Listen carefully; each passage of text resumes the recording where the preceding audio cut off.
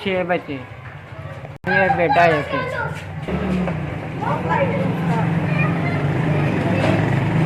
12 साल हो गए, 10-12 साल हो गए।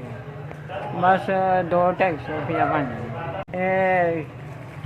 टी वी का मरीज है ते गोड्डियां 'च पानी पै गया। इनू हो गए 2 महीने हो गए। डॉक्टर अख्तर को पैसे दे के ही पैसे दे के इलाज कराने पे हैं। एक बच्ची ये तो वड्डी है, बकाया सारियां छोटियां। सेम कार्ड नहीं बनया बनना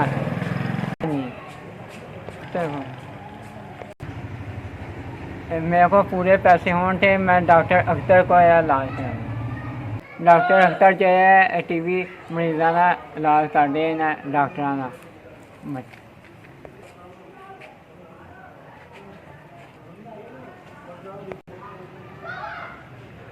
7,000 रुपया अल्लाह ताला तंदुरुस्ती दे, अल्लाह ताला नेकी देवे, होर वधाए, अल्लाह ताला की तंदुरुस्ती देवे, अल्लाह ताला बहुता रिज़्क देवे, उसकी मदद करे, अल्लाह ताला तंदुरुस्ती दे, माँ प्यो को तंदुरुस्ती दे, अल्लाह ताला कमाई च बरकत पाए, अल्लाह ताला उन्हें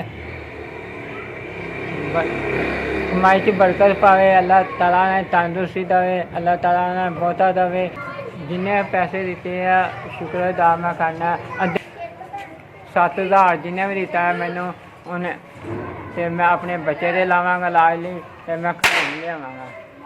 ऐसी ताड़ी बड़ी मेहरबानी, तुसीं मुझे पैसे बचाए।